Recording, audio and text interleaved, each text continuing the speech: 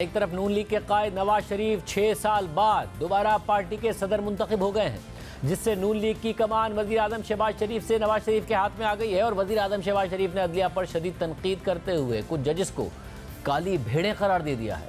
तो दूसरी तरफ हुकूमत अचानक कुछ ऐसे इकदाम उठा रही है जिनकी मेरिट के साथ साथ टाइमिंग पर भी सवाल उठ रहा है।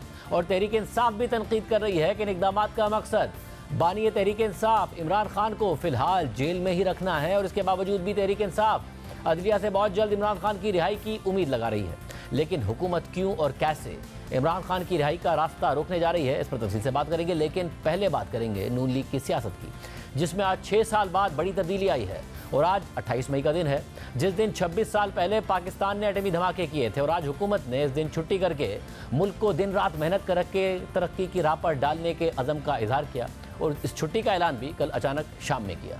नवाज शरीफ, जिन्हें पनामा केस में सुप्रीम कोर्ट ने 2017 में नाअहल कर दिया था और फिर 2018 में एक और फैसले के जरिए पार्टी सदरत से भी महरूम कर दिया था, आज वो दोबारा अपनी पार्टी के सदर मुंतखब हो गए हैं। इस हवाले से आज लाहौर में नून लीग की जनरल काउंसिल का इजलास हुआ, जिसमें नवाज शरीफ बिला मुकाबला सदर मुंतखब हो गए। जिसके बाद नवाज शरीफ ने इजलास से खिताब करते हुए कहा कि जनरल ज़हीरुल इस्लाम कहते हैं कि हमने तीसरी क़ुव्वत को आने की इजाज़त दी और वो सिस्टम हमें PTI के अंदर नजर आया। नवाज शरीफ ने मजीद कहा कि इमरान खान हमें ताना देने या हम पर उंगली उठाने से पहले बताएं कि अगर वो तीसरी क़ुव्वत आप नहीं थे तो मैं सियासत छोड़ दूंगा। लंदन गए थे जर्नैल ज़हीरुल इस्लाम, वो कहते हैं कि हमने मुख्तलिफ पार्टियों को ट्राई किया, हमने तीसरी फोर्स को अलाउ किया। वो तीसरी फोर्स हमें लगा कि शायद डिलीवर कर सकती है और वो सिस्टम हमें PTI के अंदर नजर आया। इमरान खान साहब, आप सब बातों को छोड़ें, आप हमें ताना देने से पहले या हम पर उंगली उठाने से पहले आप हमें बताएं ये तीसरी फोर्स जो है वो आप नहीं थे। बताएं, जरा बता दें आज। अगर वो आप नहीं थे तो मैं सियासत से रिटायर होकर घर चले जाने को तैयार हूं। मैं छोड़ दूंगा सियासत। मैं वादा करता हूं कि अगर वो तीसरी फोर्स का इशारा आपकी तरफ नहीं था तो मैं सियासत भी छोड़ने को तैयार हूं। वो आप थे, आप। नवाज शरीफ ने इमरान खान को मुखातिब करते हुए कहा कि इन्हीं लोगों ने आपकी बुनियाद रखी है, आपके केस का कोई मेरिट नहीं है। यही वो एम्पायर की उंगली थी जिसका जिक्र इमरान खान बार बार करते थे। इन्हीं लोगों ने आपकी बुनियाद रखी है, आपकी सियासत की बुनियाद रखी है। हमारी हुकूमत का तख्ता भी आपने उल्टवाया इन लोगों की मदद से। जमहूरियत को पत्नी से भी आपने उखाड़ा। यहाँ तक उनके हौसले बुलंद हो गए थे। प्राइम मिनिस्टर हाउस के सामने धरना हो रहा है और वो कह रहे हैं कि नवाज शरीफ, हम तुम्हारे गले में रस्सा डालकर खींच कर बाहर लेके आएंगे तुम्हें। किसकी वहां पर इतनी बड़ी बड़ी धमकियां दे रहे थे? क्या यही वो अंपायर की उंगली नहीं थी जिसके इमरान बार बार जिक्र करता है? अंपायर की उंगली, ये वही था एम्पायर। इन बातों का जवाब इमरान खान साहब आप दें, कौम को दें। आपका तो कोई केस ही नहीं है। अगर आप इनका बातों का जवाब देंगे तो उसके बाद फिर आप हमसे बात करना। कोई मेरिट नहीं है आपके केस में। आप तो उन लोगों की पैदावार हैं और 2018 के इलेक्शन में जो हुआ था उसके भी आप जिम्मेदार हैं। इन लोगों के साथ साथ आप जिम्मेदार हैं। आज 28 मई है, हम तो 28 मई वाले हैं, हम 9 मई वाले नहीं हैं। नवाज शरीफ की तरफ से जनरल ज़हीरुल इस्लाम से मुतालिक PTI पर तनकीद का जवाब देते हुए तहरीक इंसाफ के सीनियर रहनुमा और साबिक सदर आरिफ अलवी ने कहा है कि अगर 8 फरवरी को लोग खुद निकले हैं और कोई फौजी लेकर नहीं आया है तो इससे बड़ा क्या सबूत है कि इमरान खान अवाम की ताकत से आया है। जनरल ज़हीरुल इस्लाम ने पूरा सिस्टम बनाया, आप लोगों को लेकर आए, और इमरान खान जो है इस्तेमाल हुए। भाई साहब, नवाज शरीफ को ये फरवरी 8 को कौन लेकर आया लोगों को बाहर? अगर फरवरी 8 को लोग खुद निकले हैं और कोई लेकर नहीं आया, कोई फौजी नहीं लेकर आया, तो इससे बड़ा क्या सबूत है कि इमरान खान अवाम की ताकत से आया? मगर ये हकीकत अपनी जगह है कि जून 2022 में पंजाब के 20 हलकों में ज़िमनी इलेक्शन के दौरान साबिक DG ISI lieutenant general retired Zaheerul Islam ने PP 7 रावलपिंडी से तहरीक इंसाफ के उम्मीदवार शब्बीर अवान के एजाज़ में तकरीब मुनक़्क़िद की थी। और इस तकरीब का एहतमाम उन्होंने कहूटा में अपने आबाई घर में किया था। और जनरल ज़हीरुल इस्लाम ने तहरीक इंसाफ के उम्मीदवार के लिए बाकायदा इलेक्शन मुहिम शुरू करते हुए वो बातें की थी जो नवाज शरीफ ने दोहराई। मैं कोई सियासतदान नहीं हूँ, मैं एक्चुअली न्यूट्रल हूँ। हमने मुख्तलिफ पार्टियों को ट्राई किया और हमने एक तीसरी फोर्स को अलाउ किया।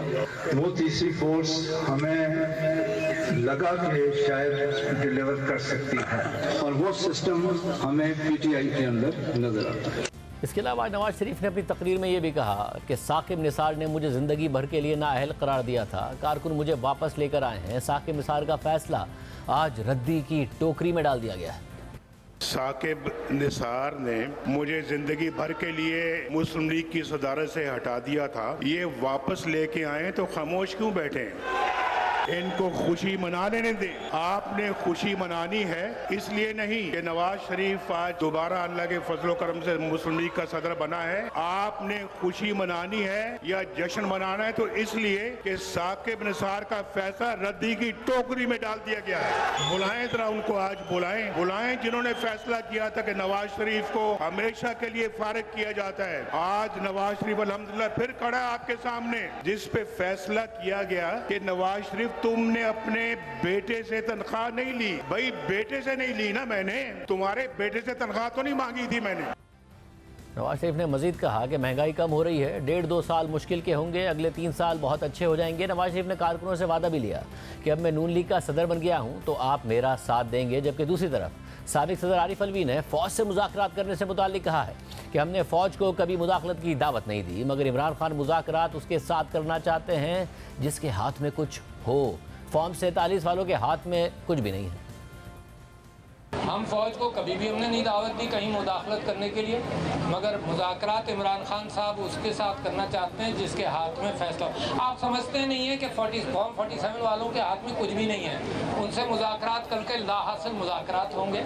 बाहर सूरत जो लोग आइन की बहाली की तहरीक के अंदर सब इकट्ठा होना चाहते हैं वो इकट्ठा हों, मगर मुज़ाकरात उनसे होने चाहिए जो कुछ दे सकें और कुछ मुज़ाकरात की टेबल पर कोई बात रख सकें। अभी तक कोई बात ही नहीं आई है। आज नवाज शरीफ दोबारा नून लीग के सदर बन गए हैं और उनकी पार्टी इक़्तिदार में है, लेकिन तहरीक इंसाफ के बानी इमरान खान जेल में हैं और नून लीग उन्हें मजीद जेल में रखने के लिए इक़दाम उठा रही है। साथ ही इमरान खान पार्लिमानी सियासत के लिए नाअहल हैं, पार्टी सरबराही से महरूम हैं। इंतखाबात से पहले उन्हें 1 हफ्ते के दौरान 3 केसेस में सज़ा सुनाई गई और फेयर ट्रायल के तकाज़ों को पूरा किए बगैर इंतहाई मुतनाज़ तरीके से ये सज़ाएँ सुनाई गई। यानी आज नून लीग इक़्तिदार में है, हालात साजगार हैं, मगर तहरीक इंसाफ इताब का शिकार है। जबकि हालिया दिनों में अदालतों से इमरान खान के हक़ में फैसले सामने आए हैं जिस पर हुकूमत परेशानी में नजर आ रही है। इमरान खान को जिन 3 केसेस में इलेक्शन से पहले सज़ा सुनाई गई थी उनमें से तोशा खाना केस में इस्लामाबाद हाई कोर्ट से सज़ा पहले ही मुअत्तल हो चुकी है, जबकि इद्दत केस में अपील पर कल सेशन अदालत से फैसला मुतवक्के है और इस्लामाबाद हाई कोर्ट में साइफर केस भी हतमी मरहले में दाखिल हो चुका है। जबकि एक और अहम केस 190 मिलियन पाउंड स्कैंडल का है जो अभी ट्रायल के मरहले में है, मगर इस्लामाबाद हाई कोर्ट ने इमरान खान को इस केस में जमानत दे रखी है। इस बुनियाद पर तहरीक इंसाफ उम्मीद कर रही है कि इमरान खान इसी महीने बाहर आ जाएंगे, मगर दूसरी तरफ हुकूमत इन केसेस में रिलीफ के बावजूद भी इमरान खान को जेल में ही रखने के मूड में नजर आ रही है, जिसके लिए बज़ाहिर जवाबी हिकमत अमली तैयार कर ली गई है और एक दफ़ा फिर नैब को इस्तेमाल किया जा रहा है। कुछ दिन पहले यानी इसी माह की 17 तारीख को नैब ने इमरान खान के खिलाफ तोशाखाना का एक और केस तैयार कर लिया था और फिर कल रात को खबर सामने आई है कि कायम मकाम सदर यूसुफ रजा गिलानी ने 2 ऑर्डिनेंसेस जारी कर दिए हैं जिनमें से एक नैब से मुताल्लिक है। और इस नए नैब ऑर्डिनेंस में सबसे अहम बात यह है कि इसके जरिए नैब की हिरासत में मुलजिम के रिमांड का दौरानिया 14 दिन से बढ़ाकर 40 दिन कर दिया गया है, जबकि बदनीयती पर मबनी केस बनाने पर नैब अफसर की सजा 5 साल से कम करके 2 साल कर दी गई है। यानी अगर तोशाखाना के नए केस में नैब इमरान खान को गिरफ्तार कर लेती है तो एहतसाब अदालत से 40 दिन का रिमांड हासिल कर सकती है और इस दौरान इमरान खान को जमानत भी नहीं मिल सकती। नैब के नए ऑर्डिनेंस पर खुद नून लीग के रहनुमा ख्वाजा साद रफीक भी तनकीद कर रहे हैं। ख्वाजा साद रफीक के एक्स पर पोस्ट के मुताबिक नैब का कानून एक आमिर का बनाया हुआ काला कानून है। मुख्तलिफ फौजी, सिविल और जुडिशल डिक्टेटर्स ने इसे शर्मनाक सियासी मकासद के लिए इस्तेमाल किया। बहुत से बेगुनाहों को इसका शिकार बनना पड़ा। इस ब्लैक लॉ की हिमायत नहीं की जा सकती। 14 रोज़ा जिस्मानी रिमांड को 40 दिन का करने का कानून अफसोसनाक है, इसे वापस लिया जाए। मुश्तबा कानून साजी हमेशा नामुनासिब रहती है। जबकि नून लीग के इत्तेहादी MKM ने भी नैब ऑर्डिनेंस को नामुनासिब करार दे दिया है और ख़ुद नून लीग माजी में नैब को काला कानून करार देती रही है। इसे बदलने की ज़रूरत और अहमियत पर जोर देती रही है। उसने अब खुद ही इस कानून को मज़ीद सख्त कर दिया है, जिससे नून लीग पर नैब को दोबारा सियासी इंजीनियरिंग के लिए इस्तेमाल करने का इल्ज़ाम लग रहा है। और ये सारी पेशरफ इस लिहाज से भी अहम है क्योंकि कुछ अरसे से हुकूमत और इस्टेब्लिशमेंट की अदलिया से टकराव की सूरत हाल वाज़ेह नज़र आ रही है। हुकूमत कुछ जजेस को इमरान खान का हामी करार देते हुए उन पर तनकीद कर रही है कि वो इमरान खान को रिलीफ दे रहे हैं। वज़ीर आज़म शहबाज शरीफ जो उमूमन बहुत मोहतात रवैया अख्तियार करते हैं, आज उन्होंने भी जनरल काउंसिल इजलास से खिताब करते हुए बाकायदा अदलिया को निशाना बनाया, कुछ जजेस की तरफ इशारा करते हुए उन्हें काली भेड़ें करार दिया और इमरान खान के हवाले से जजेस को मुखातिब करके ये भी कहा कि नवाज शरीफ के ज़माने में तो कई साल ज़मानतें नहीं होती थीं, आज दिन रात ये मशवरे होते हैं कि किस तरह इसकी ज़मानत पर रिहा करके इसके तमाम जराइम ख़त्म कर दिए जाएँ। मैं ये कहता हूँ अदलिया से, अदालत उज़्मा से अगर पाकिस्तान के अंदर तरक्की और खुशहाली दोबारा वापस ना आई तो ना फिर कोई जज होगा, ना कोई सियासतदान होगा, ना कोई और होगा। क्या आप ये चाहते हैं? मुझे यकीन है कि ये जजेस, इनमें से अक्सरियत ऐसी है जो कि पाकिस्तानी है, पाकिस्तानी सोच रखती है, पाकिस्तान की तरक्की और खुशहाली के लिए पूरी तरह मुत्तफिक है। मगर चंद काली भेड़े जो इमरान नियाजी के लिए तुले हुए हैं कि उसके तमाम 190 बिलियन पाउंड वो नवाज शरीफ ने, शहबाज शरीफ ने चोरी नहीं किए, वो इमरान नियाजी ने चोरी किए। खाना काबा की घड़ी का वो करोड़ों रुपए की घड़ी वो इमरान नियाजी ने चोरी की, उसने बाजार में बेची, वो मुस्लिम लीग नून ने नहीं बेची। वो जमीन जो दूसरों से ली वो मुस्लिम लीग के लोगों ने नहीं ली, वो इमरान नियाजी ने ली। आज मैं इन जजेस की खिदमत में ये बात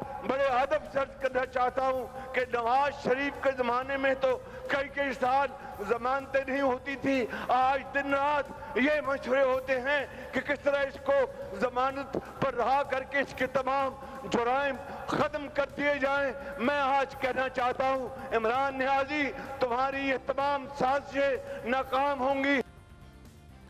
बहरहाल कल हुकूमत ने नैब ऑर्डिनेंस के अलावा जो दूसरा ऑर्डिनेंस जारी किया है वो इलेक्शन एक्ट से मुतालिक है, जिसके तहत इलेक्शन ट्रिब्यूनल में हाजिर सर्विस जज के अलावा रिटायर्ड जज भी तैनात किए जाएंगे। कल ये दोनों ऑर्डिनेंस जारी करने के लिए हुकूमत इतनी उजलत में नजर आई कि इसके लिए सदर आसिफ अली जरदारी का इंतजार भी नहीं किया गया और कायम मकाम सदर यूसुफ गिलानी के जरिए ऑर्डिनेंस जारी करवाए गए। सिर्फ यही नहीं, नैब तरामीम केस की गुज़िश्ता समाअत जिसमें इमरान खान वीडियो लिंक पर पेश हुए थे, उसमें सदारती ऑर्डिनेंसेस पर चीफ जस्टिस कादी फाइज़ ने कड़ी तनकीद करते हुए रिमार्क दिए थे कि ऑर्डिनेंस लाने हैं तो फिर पार्लियामेंट को बंद कर दें। ऑर्डिनेंस के जरिए आप एक शख्स की मर्जी को पूरी कौम पर थोप देते हैं। क्या ऐसा करना जमहूरियत के खिलाफ नहीं है? क्या ऑर्डिनेंस के साथ सदर मुमलिकत को तफसीली वजूहात नहीं लिखनी चाहिए?